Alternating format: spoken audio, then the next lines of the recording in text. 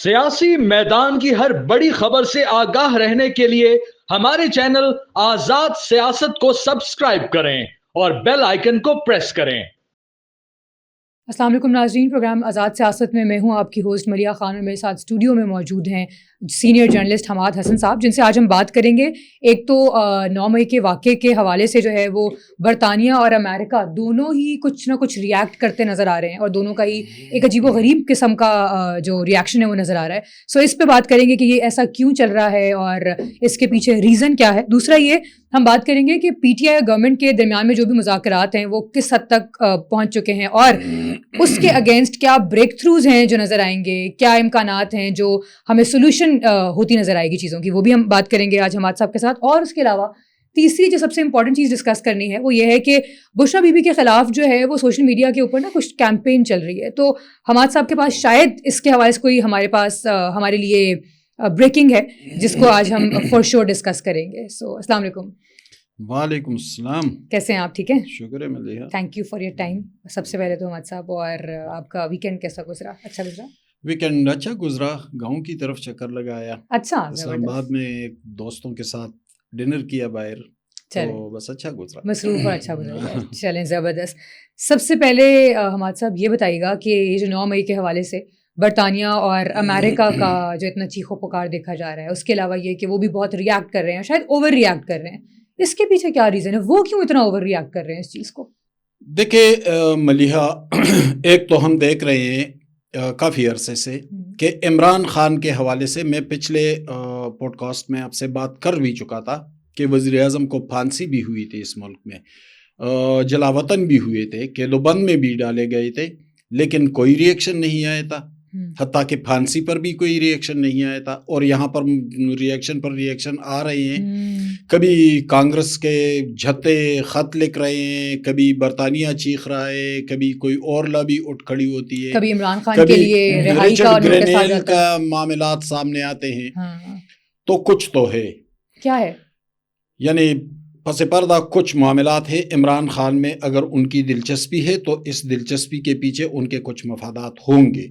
अभी तक ये मफादात और ये दिलचस्पी का हमें वाज़े तौर पे नज़र नहीं आया कि क्या है। वाज़ेह तो हमें नज़र आ रहा है ना। अच्छा। हमें तो अपने स्टेट को, अपने इस्तेहकाम को, अपनी सिक्योरिटी को, अपने मफादात को देखना होगा। हमें तो उनकी राय को नहीं देखना होगा। मैं पहले भी कह चुका हूँ कि उनके साथ मुश्तरका मफादात चल सकते हैं, लेकिन जहाँ हमारे स्टेट की बात आएगी तो हम फिर उनके डायरेक्शन पर नहीं चलेंगे, हम कंप्रोमाइज़ नहीं करेंगे, और ऐसा हो भी रहा है। ठीक है। अभी जो आपने कहा कि वो जो 25 मुल्ज़िमान को सजाएं सुना दी गई है मिलिट्री कोर्ट से, तो उस पर वो चीखो पुकार उनकी नज़र आ रही है। लेकिन तारीख़ी तनाजुर में कुछ और मामलात को देखें मलिहा, 29 जुलाई 2024 को बरतानिया साउथ पोर्ट में फसादात हुए थे और सोशल मीडिया का बहुत रोल था। ठीक है।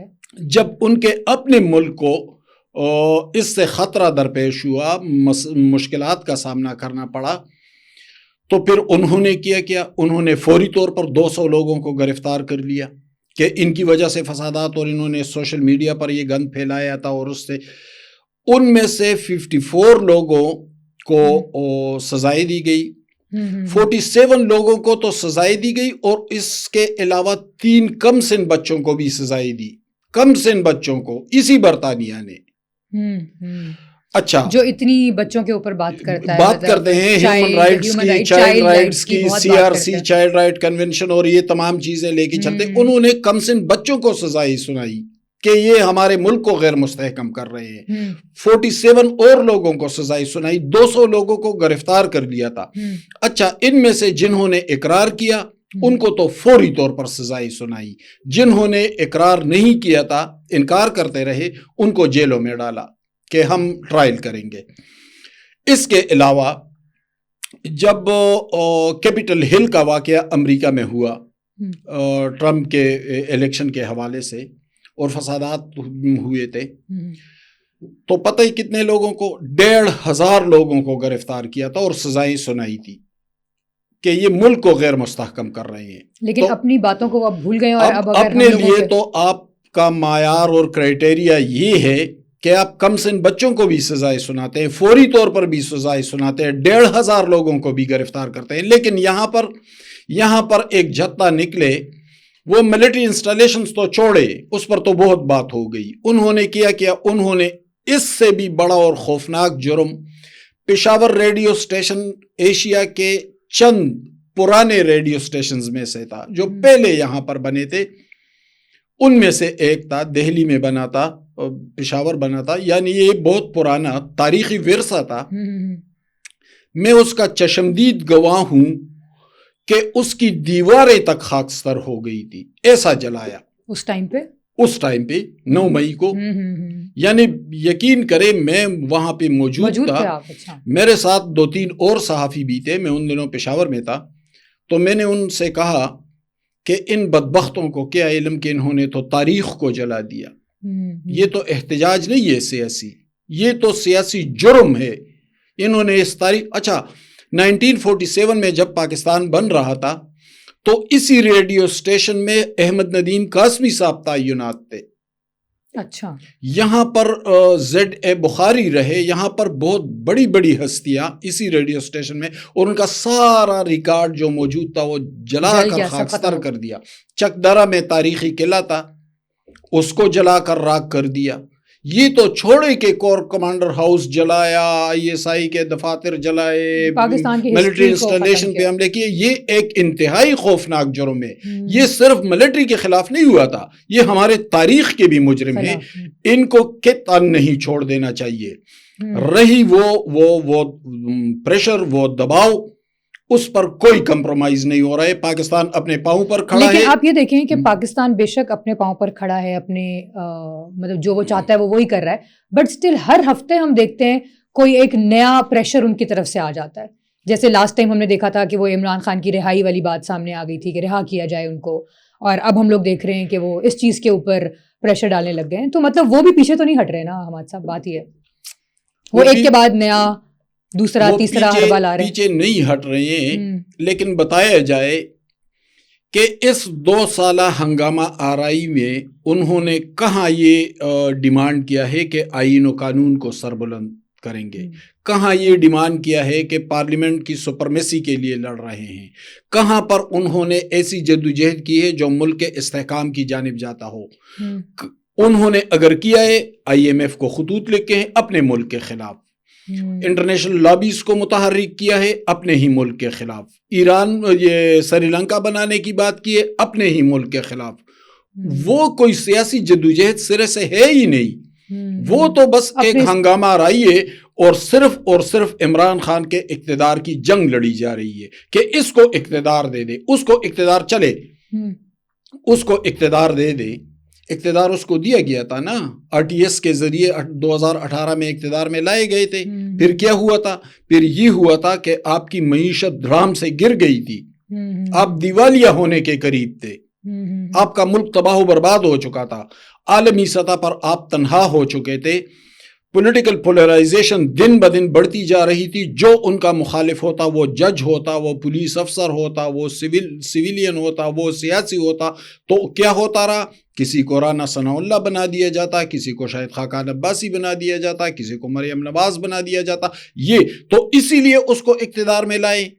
ان کے پاس کون سا ایجنڈا ہے کہ ملک کو بہتر بنائیں گے؟ ٹھیک ہے, ایک طرف یہ چاہ رہے ہیں کہ ان کو اقتدار میں لایا جائے, اور دوسری طرف ہم لوگ یہ دیکھ رہے ہیں کہ PTI گورنمنٹ کے جو ہے وہ مذاکرات چل رہے ہیں. تو وہ کہاں تک پہنچے ہیں, اس کا آپ کو کیا لگتا ہے کہ اس کے ذریعے کوئی کسی بریک تھرو کا امکان نظر آ رہا ہے ہم لوگوں کو؟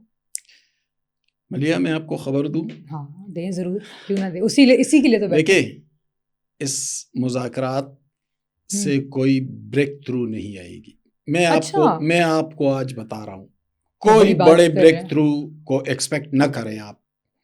یہ صرف پارلیمنٹ کی ڈرامہ ہے, صرف نہیں, ڈرامہ نہیں ہے, پارلیمنٹ کی سطح پر ہو رہے ہیں نا. اگر ان مذاکرات سے کوئی یہ نتیجہ اخذ کر رہا ہے کہ عمران خان نکل جائے گا اور بس وہ سیاسی میدان میں اترے گا اور پھر گالم گلوچ کا سلسلہ چل پڑے گا, دھرنے ہوں گے, کنٹینر ہوں گے, ایسا کچھ بھی نہیں ہو رہا ہے. پارلیمنٹ کی سطح پر اور ان کے مطالبات جو میرے معلومات ہیں تو کچھ مطالبات ان کے جیب میں تھے اسد کیسر لوگوں کے، لیکن وہ کچھ ایسے مطالبات ہیں کہ ان کو ماننا بہت مشکل ہے. ان میں سرفہرست مطالبہ عمران خان کی رہائی ہوگا. تو عمران خان کی رہائی کیسے ہو بھائی؟ عدالتوں میں کیسز چل رہے ہیں اور ابھی تو نیا کیس کھلا، کیسز کھل رہے ہیں، کیسز معاملات انڈر ٹرائل ہیں. کس طرح ان کو حکومت رہا کرے گی؟ کل عدالت کہے گی کہ ہاں بھائی میرا ملزم پیش کرو. تو ان مذاکرات کو سٹارٹ کرنے کے پیچھے ریزن کیا تھا پھر؟ ان مذاکرات کے پیچھے بنیادی طور پر بشرا بی بی تھی. اچھا. اور جب لیکن ہم بشرا بی بی کو بھی اب آج کل تو وہ بھی کہیں نظر نہیں آ رہی، اور ان کے خلاف اتنے پروپیگنڈاز چل رہے ہیں، وہ ایک علیحدہ بات ہے. میں اس پہ بھی آتا ہوں، وہ بھی آپ کو خبر دیتا ہوں. دیکھیں بشرا بی بی جب 26 جولائی کو یہاں سے بھاگ گئے تھے نا سب، تو بشرا بی بی نے کچھ حقائق کا ادراک کر لیا کہ اس طرح بات نہیں بنے گی. اچھا. انہوں نے ایک نجی محفل میں کہا کہ بھائی مذاکرات کو آگے بڑھائیں، سیاسی قوتوں کے ساتھ مذاکرات کریں، پارلیمنٹ میں ایکٹیو رول ادا کریں. ایک انہوں نے یہ سجیشن دیا. دوسرا انہوں نے کہا کہ یہ سوشل میڈیا پر جو گند پھیلا ہوا ہے نا پی ٹی آئی کا، جو مخالفت کرے تو اس کو ماں بہن کی گالیاں دو، بدتمیزی کرو، بد اخلاقی کرو. تو بشرا بی بی نے کہا کہ اب ہمیں اس سے پیچھے ہٹنا چاہیے. اچھا. جب انہوں نے یہ بات کی تو اس بات کو فواد چودھری اور شیر افضل مروت میڈیا میں لے کر آئے اور انہوں نے اس کو انڈورس کیا.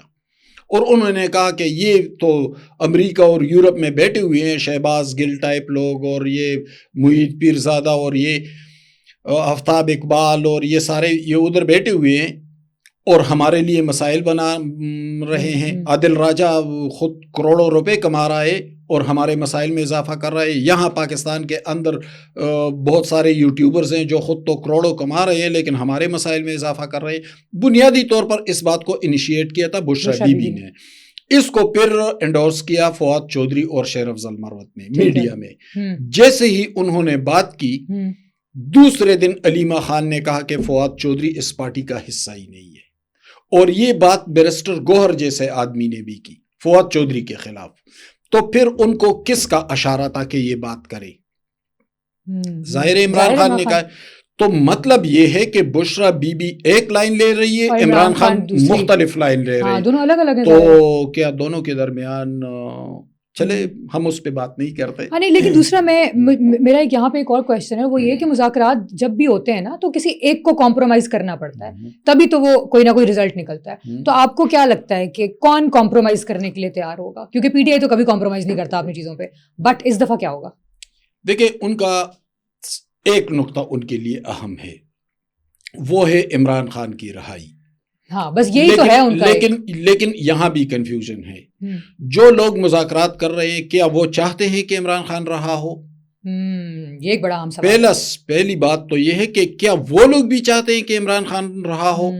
میں ذاتی طور پر جانتا ہوں بعض لوگ تو ایسے. اب کل مذاکرات ہو رہے تھے، ان مذاکرات میں اسد کیسر کے علاوہ کوئی اہم شخصیت تھی نہیں تھا. عمر ایوب نہیں آئے، علی امین گنڈاپور نہیں آئے، سلمان اکرم راجہ نہیں آئے. کہتے کوئی ذاتی کام تھا. بھائی ذاتی کام کیا، اس سے بڑھ کر ذاتی کام کیا ہو سکتا ہے؟ آپ کی تو کوئی ذاتی لائف ہے بھی نہیں اس طرح سے ظاہر ہے. یعنی شکر ہے کوئی حادثہ کوئی واقعہ تو نہیں ہوا ہے ورنہ ہمیں پتہ چلتا. تو ذاتی کام اس سے بڑھ کر کیا ہو سکتا ہے کہ آپ مذاکرات کا حصہ ہے، پارلیمنٹ کے اندر مذاکرات ہو رہی، تو پھر آپ غائب کیوں تھے؟ دیکھیں میں آپ کو ایک اور خبر دوں. بشرا بی بی پشاور سے بنی گالہ میں شفٹ ہو گئی ہے، اور میں کافی عرصے سے کہہ رہا تھا کہ بشرا بی بی اور علی امین گنڈاپور کے درمیان شدید اختلافات ہیں. اب بشرا بی بی بنی گالہ میں شفٹ ہو گئی ہے، اور اس شفٹنگ کے پیچھے کچھ اور کہانیاں بھی ہیں، وہ وقت کے ساتھ تھوڑے سے کھلتی جائیں گی.